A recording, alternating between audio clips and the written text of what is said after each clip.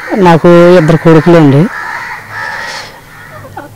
ఒక కొడుకు వికలాంగుడు, ఏదో రూపాయి పాప మిషన్ కుట్టుకుని బతుకుతున్నాడు. రెండో కొడుకు ఇక కూలి పనికి వెళ్తా ఉండగా ఏదో ఇద్దరు ఆడపిల్లల్ని క్యాంప్ బతికించుకుంటాను, ఏమన్నా బయటకు వెళ్తే కొంత 2 రూపాయలు సంపాదించుకుంటాన్న సందర్భంలో ఝాన్సీ గారు అన్న ఆమె ఏజెంటు, నాయన మీరు 50,000 రూపాయలు ఇప్పుడు కడితే నేను అక్కడ పంపేస్తాను, పంపేస్తాను, తర్వాత ₹1,00,000 కట్టాలి, అప్పుడు జాయిన్ చేసేస్తారు. విమానాశ్రయంలో చెక్కుపోటు గార్డులు, ఆ చెక్కుపోటు గార్డులని అని చెప్తే సర్లేని నమ్మి ఇక్కడ ₹50,000 ఇక్కడ కట్టిన తర్వాత మళ్ళీ ఆమె అన్న ప్రకారంగా ₹1,00,000 కట్టిన తర్వాత హైదరాబాద్ తీసుకెళ్ళిందండి. మేమే పంపా హైదరాబాద్లో 4-3 కలవాలి, అప్పుడు వెళ్ళాలని అన్న తర్వాత నలుగురోసారి అక్కడ చేరారంటండి. మొత్తం మీద 10 మంది తీసుకెళ్ళిన తర్వాత వాళ్ళకి సుమారుగా 48 రోజులండి. 48 రోజులకి నాకు ₹1 ఈ సంబంధం నాకు తెలియదు, అక్కడ ఏం చేస్తున్నారు ఏంటి అన్నాడు. ఇప్పుడు తీరా తెలుసుకోవాలి చెప్తే చెట్టుకోలు పట్టుకోకలు బతికే తీరలేక భోజనం లేదు, దిక్కు లేదు, దివాణం లేదు, మా బతికిలాగా అయిపోయిందని నా టీవీ సెల్ ఫోన్లో పెడితే మాకు తెలిసిందండి విషయం ఏదండి. మరి నాకు మా అయ్యమే అయిపోయింది, మాకు ఏ మార్గం లేదండి.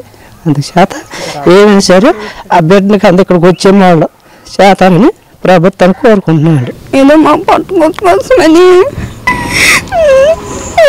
పంపించానండి, కానీ ఆవిడ నమ్మించి మోసం చేసింది. 40 రోజులు అవుతుంది, ఇంకా ఏమీ సమాధానం లేదు, అలాగే పెళ్లి లేదు. నా భర్తని క్షేమంగా తీసుకురావాలని కోరుకుంటున్నానండి. అప్పులు చేసుకున్నానండి. దుబాయ్లో చిక్కుకున్న ఆయన మాకు తమ్ముడు అవుతాయండి. నేనేదో వికలాంగుని, నా పని ఏదో నేను చేసుకున్నాండి. తమ్ముడైనా సరే బయటికి వెళ్ళి ₹4 వెనకేసుకొస్తారన్న ఉద్దేశం మీద మేము పంపించామండి.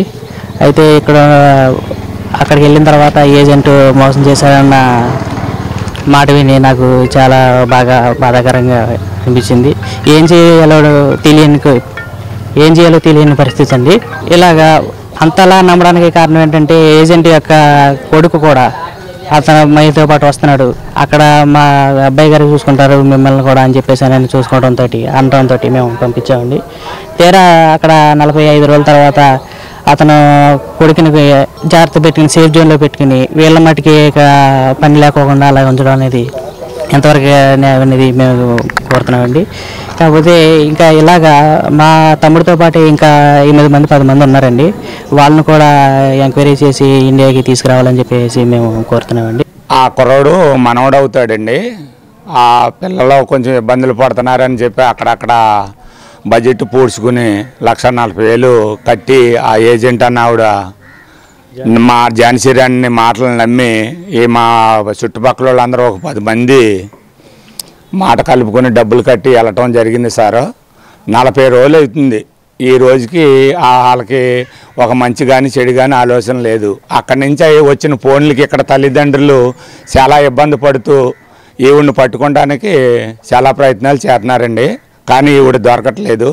కొత్త గవర్నమెంట్ వచ్చింది కాబట్టి ఇలాంటి ఏజెంట్లని మీరు అరికట్టి కూతంతా ఆ అనామకులు ఉన్న కుర్రోళ్ళని బయటకు తీసుకొచ్చేలా చూడమని మనస్ఫూర్తిగా కోరుకుంటున్నామండి.